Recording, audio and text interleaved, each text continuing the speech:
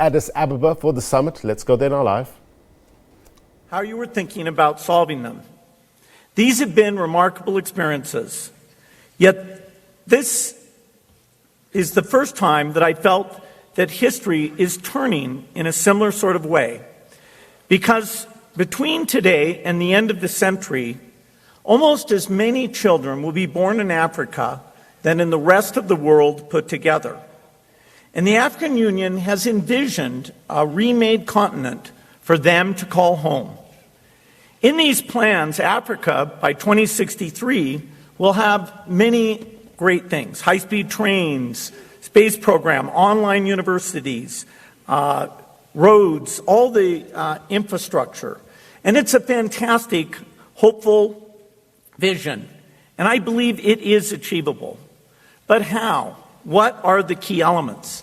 Obviously, there are physical things like infrastructure, telecom networks. But I think the key element will be the human talent, the people who will engineer the space shuttles, the people who will teach the classes and plan those modern transportation networks. If you look at the year 2063, I'll be 108 years old. Chairman Kagame, you'll be a bit younger, 106. So I don't think our generation will be the ones performing those jobs. Instead, I think Mandela had the answer. History will judge us, he said, by the difference we make in the everyday lives of children. Yesterday, the African leaders came together to talk about investing in people, and particularly the health of the next generation. These investments are critical. It's by having healthy children that they can go on and get a great education and make these contributions. 19 years ago, my wife and I started our foundation with the money that we'd been lucky enough to earn through Microsoft. Our goal was to give every person in the world a chance to live a healthy and productive life. We didn't know at that time exactly how we'd go about it. We learned about vaccines and that new ones were required. We learned that there were some that weren't getting out, particularly to the poor children, including in Africa. We decided to put money into contraceptives for young women, into seeds for higher yield crops, and into polio drops for children so that we could wipe out the disease of polio from the face of the earth. Along the ways, we learned a great deal: how to pool foreign aid from many countries, both to coordinate programs and to lower drug prices. We learned how to track diseases using advanced digital tools. And I believe the whole endeavor of health and health aid have become far more rigorous, far more measured, far more business-like and impactful. In the early 2000s, for example, the world didn't have a good estimate for how many people were dying of malaria. Today, we not only know how many malaria cases there have been, we have strong forecasts of how many they will be and where they will be in the future. And that gives us a guide of where to intervene to reduce those deaths. So this data guides us, and it shows us that the investments in people, the investments in health are working. Over these last 20 years, we put over $15 billion into fighting poverty and disease on the continent. And although that seems like a large number, a much larger number is the economic benefit. When it comes to buying and delivering basic medicines, every dollar invested here has generated 20 more in social and economic benefits.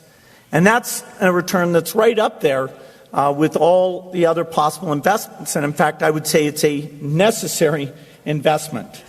It turns out that a shot of vaccine in a child's arm is also a shot of adrenaline into the heart of an economy over time.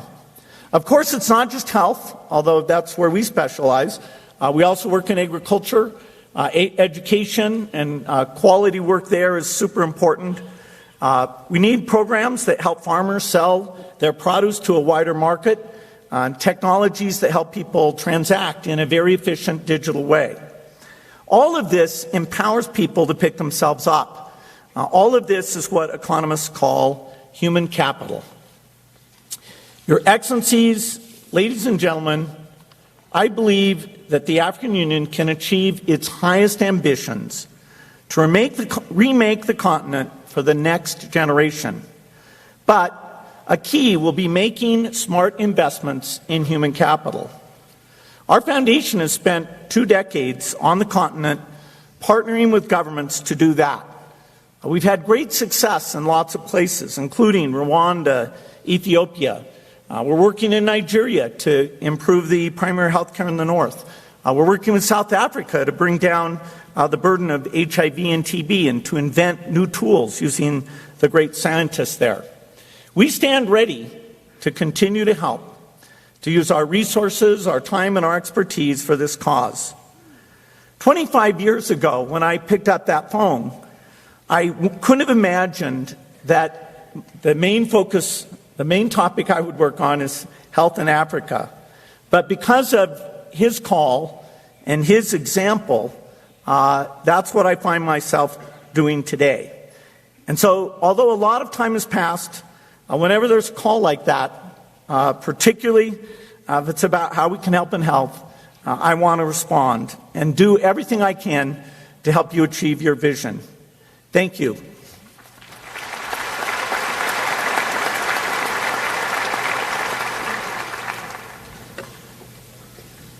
Thank you, Mr. Bill Gates. I now invite Mr. Gianni Infantino, President of FIFA, to address the Assembly. Mr. Infantino, you have the floor.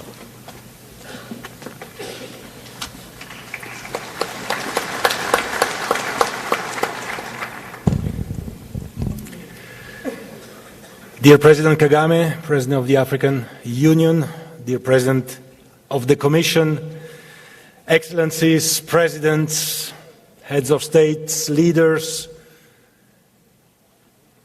thank you very much for inviting me here and for welcoming me in this fantastic city of Addis Ababa, in this country, in this continent, which I love so much. But what an emotion to be standing here in front of you. Actually, when I arrived this morning in this headquarters, somebody recognized me and he told me, finally, in the African Union we are talking about the topic, the only topic that truly unites Africa, football.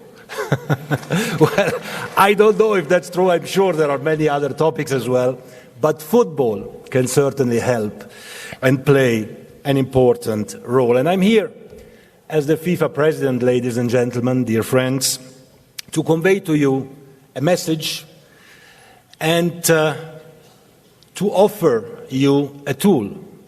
The message is that FIFA is your partner. FIFA is here for you, with you. And the tool at your disposal is football. Because we all know that football is much more than just a game. Football has a social and an economic impact. And football can really change the mindset of a country. You all know it. When your national team wins a game or is qualified for a competition, the whole country feels pride. All the youngsters are celebrating in the street, and you all feel great for this achievement. And football can offer many other tools. Football is a tool for health.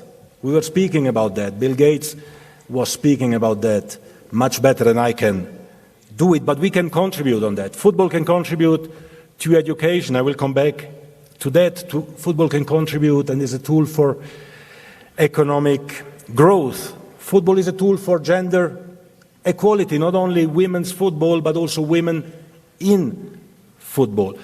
And finally, football is a great tool for integration. You are talking about refugees here today and tomorrow. Well, think about what football can do to try to bring people together on a pitch to start with, but then also in life. And the same as football is more than a game, Africa is more than a continent. The social and economic impact of Africa in the world is growing, and football can certainly play a very important role in the development, in the recognition of Africa all around the world. Because there is a great passion for football here. In Africa, you live football, you don't only play football. Chers amis, la passion pour le football, l'enthousiasme pour le football qu'on peut vivre ici en Afrique est quelque chose d'unique. Je suis italien et je me rappelle en 1982 la Coupe du Monde en Espagne. Et tout le monde se rappelle, le monde entier se rappelle du Cameroun qui a tenu en échec l'Italie, ou de l'Algérie qui a gagné contre l'Allemagne, les deux finalistes de cette Coupe du Monde. Et à partir de là, bravo, hein? Mais à partir de là, en 1982, ça fait 40 ans presque, on a commencé à dire, oui, bientôt c'est le tour de l'Afrique. L'espoir, le futur, ça va être l'Afrique. On a eu, bien sûr, quelques bons résultats. En 86, le Maroc, en 90, à nouveau le Cameroun, en 2002, le Sénégal, en 2010, une magnifique Coupe du Monde en Afrique du Sud avec le Ghana, mais on n'est jamais arrivé à franchir ce dernier pas important. Et mon ambition, mon objectif en tant que président de la FIFA, c'est de faire en sorte que l'Afrique puisse passer d'éternelles promesses en vraie réalité. Donc passons donc aux actes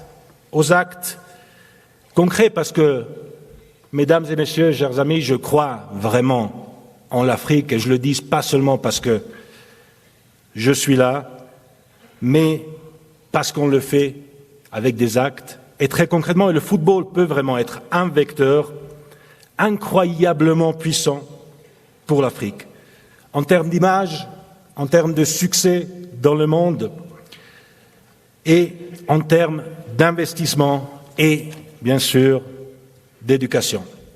Parce que l'Afrique a une économie qui grandit, qui fleurit de plus en plus, a une population très jeune, une population qui adore le football, et parce que le football doit aussi redonner et rendre quelque chose à l'Afrique au vu de tout ce que l'Afrique a donné au football mondial. So very concretely, ladies and gentlemen, what we did in FIFA in the last 2 years since I was elected, I had the honor to be elected FIFA president, well, we concretely doubled almost the number of teams participating in the World Cup. Instead of only 5 teams, we'll have in future 9.5 teams. 9 teams qualify and 1 team has to play a playoff. So it can be up to 10 teams, double the number of teams that are playing now in a World Cup, which gives all of you much more chance to participate. When I arrived in FIFA in 2016, FIFA was investing $23 million in African football every year.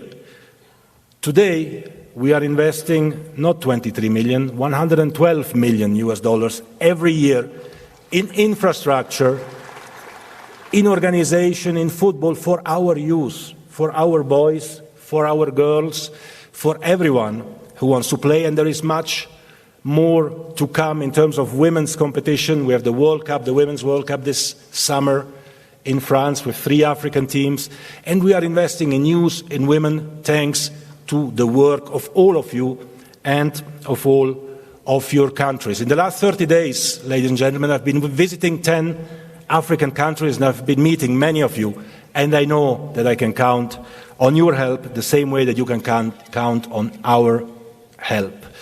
We have also, for the first time in 112 years history of FIFA, appointed in 2016 a woman as a General Secretary.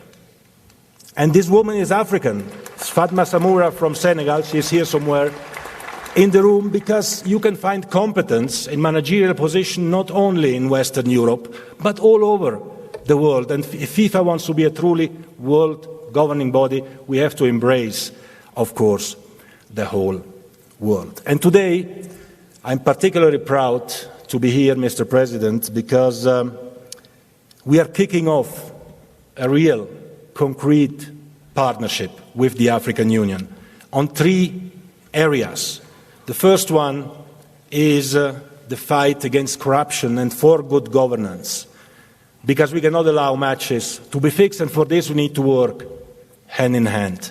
The second area is about safety and security in stadiums. There have been incidents, very sadly, all over the world when it comes to stadium management.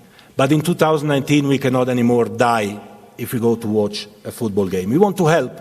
We want to help and we want to work together to make sure that in Africa, when we go to watch a football match, we are safe and we can go men, women, children, boys and girls.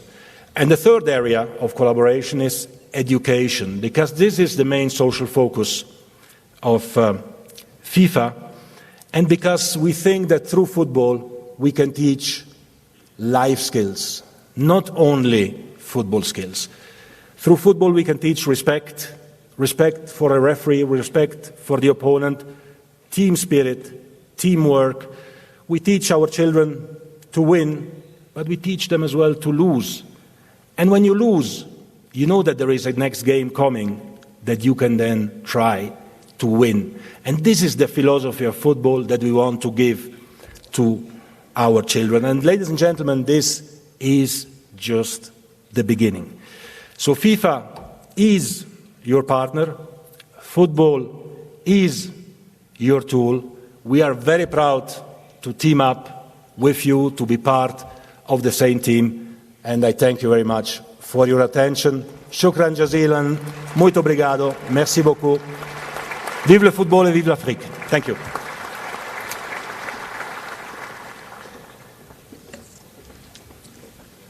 Thank you, Gianni, our friend, President of FIFA. I now invite Dr. Tedros Adhanom, Director General of the World Health Organization, to deliver his remarks. You have the floor.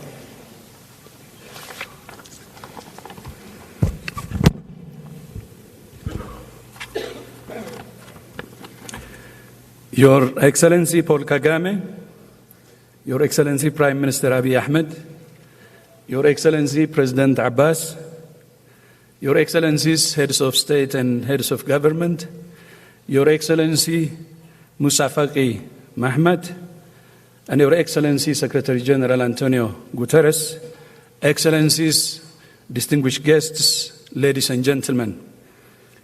And also I would like to recognize my former colleagues, foreign ministers, whom I have met many of you here. Felt so nostalgic when I get into this room, because in this room we have been here together doing many things like what you're doing now. And today, I'm really proud to stand before you as the first son of Africa to be elected Director General of the World Health Organization.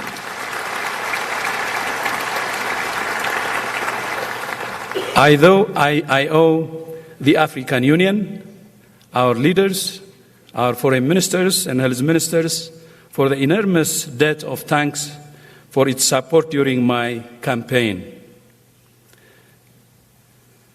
Our success is a powerful statement of what Africa can achieve when it unites around a common purpose.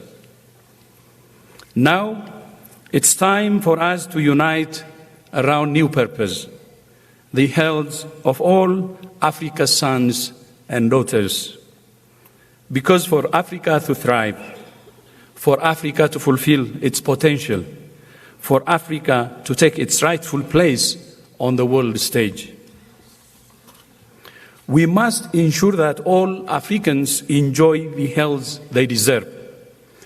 I know of no other policy intervention with more power to unleash the power of human capital and with more potential to meet Africa's challenges and realize its opportunities than universal health coverage. Universal health coverage has the power not only to transform the health of populations, but to transform economies and change the trajectory of nations. Yesterday, I had the privilege of attending the African Leaders Meeting on Investment in Health. I thank Your Excellency Paul Kagame and Musa Faki for your leadership in bringing the Addis Ababa call to action to fruition. I believe this call to action is a turning point for Africa. It's an incredible opportunity, a powerful political commitment to increasing domestic investment in health and to accountability and for that commitment. But in the Addis Ababa call to action, countries have not only committed to greater investments in health, you have also committed to smarter investments in health. And the smartest investment any country can make is in primary health care, with an emphasis on promoting health and preventing disease. As we all know, prevention is better than cure, and the best vehicle for prevention is primary health care.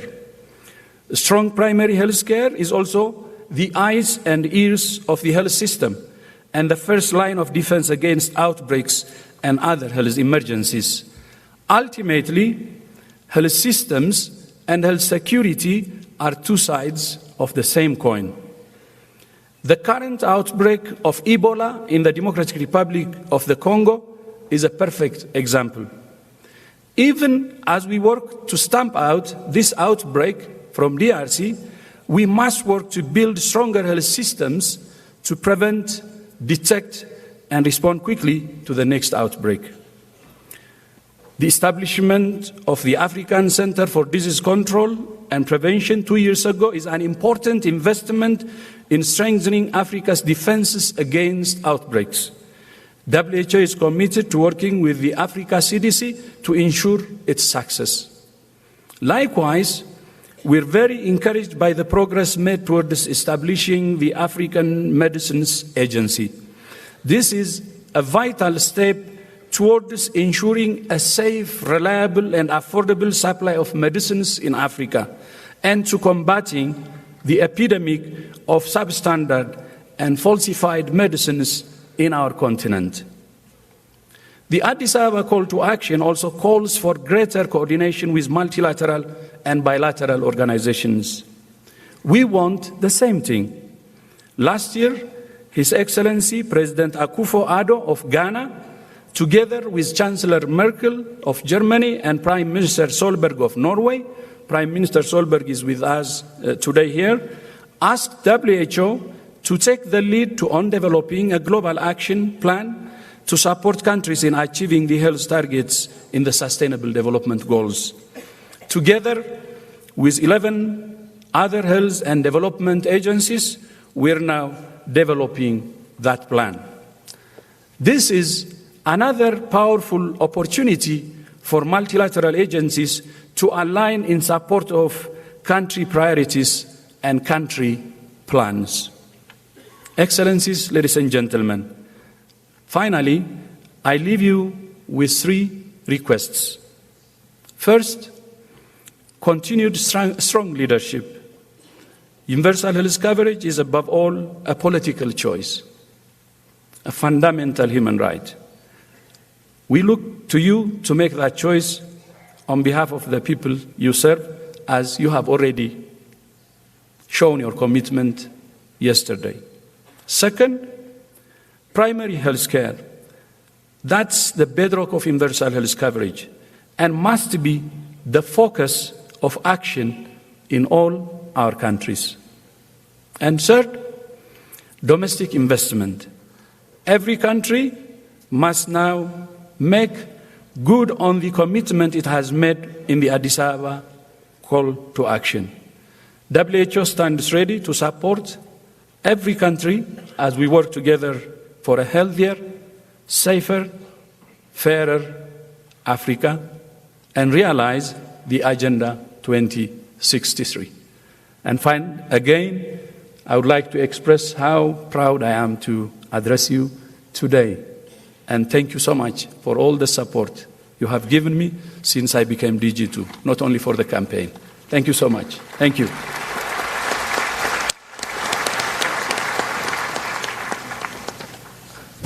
From Addis Ababa, the African Union Heads of State and Government Summit currently happening. Just to recap, we heard from the likes of Bill Gates speaking about the work done by the Bill and Melinda Gates Foundation, and especially here on the African continent, dealing around health issues in Africa. We also heard from Gianni Infantino, the president of FIFA. He was speaking about adding more teams to the World Cup. He also said there's a bit of a partnership with the African Union, and he lists 3 areas of partnership. He was talking about the fight against corruption, he was talking about safety and security in stadia, as well as education. All right, we're going to have much more from Addis Ababa in a short while.